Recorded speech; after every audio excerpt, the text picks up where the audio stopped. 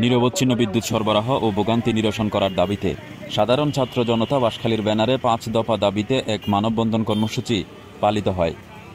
আজ সকাল ১০ ঘটিকায় উপজেলা চত্বরে আয়োজিত মানববন্ধনে বক্তারা বলেন, বাঁশখালী উপজেলায় বিদ্যুৎ সংক্রান্ত দুর্বল অবকাঠামো, অতিরিক্ত বিলিং, সেবার মানের অবনতি ও প্রশাসনিক জটিলতায় সাধারণ মানুষ প্রতিনিয়ত ভোগান্তির শিকার হচ্ছেন। এই অবস্থা থেকে উত্তরণের জন্য অবিলম্বে কার্যকর ব্যবস্থা গ্রহণের আহ্বান জানানো হয়। মানববন্ধনে উত্থাপিত ৫ দফা দাবিগুলো হল: ১. দপ্তরীয় স্বচ্ছতা ও জবাবদিহিতা। বাঁশখালীর সরকারি ও বেসরকারি সেবা দপ্তরগুলোতে হয়রানি ও দুর্নীতি রোধে প্রত্যেক দপ্তরে কর্মকর্তাদের ছবিসহ পরিচয়পত্র ও নাগরিক সেবা তালিকা সময়সীমাসহ প্রকাশ নিশ্চিত করতে হবে। ২. সঠিক ও স্বচ্ছ বিলিং ব্যবস্থা।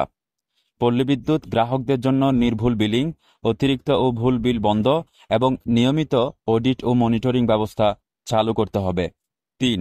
লাইনের ঝুঁকি নিরসন ও সেবা সময় বৃদ্ধি।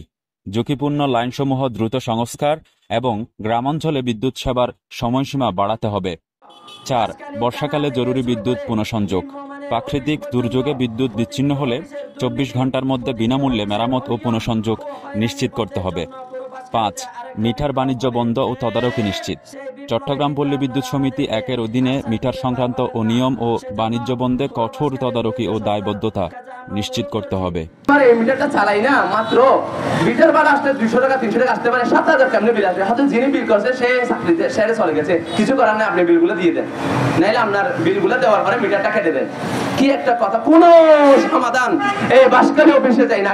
কালকে এরকম প্রত্যেকটা মানুষের খুব এই বাঁশখালী পল্লী বিদ্যুতের উপর। একটু বাতাস আসলে কারেন্ট চলে যায়, একটু মেঘের আওয়াজ করলে কারেন্ট চলে যায়, কিন্তু কেন সাধারণ মানুষ আজ অতিষ্ঠ? বর্ষার মৌসুমে ভারী বর্ষণে বিদ্যুৎ বিপর্যয় হলে ২৪ ঘন্টার মধ্যে বিনামূল্যে মেরামত ও বিদ্যুৎ পুনঃসংযোগ নিশ্চিত করতে হবে। মানববন্ধনে সংগঠনের সদস্যদের মধ্যে বক্তব্য রাখেন রহিমুল্লাহ রিয়াদ, এম এ হান্নান, এমদাদুল্লাহ, আব্দুল হামিদ প্রমুখ। এ সময় সাধারণ গ্রাহকদের পক্ষে বক্তব্য রাখেন আমিনুল ইসলাম, চৌধুরী হাসান, নাজিব।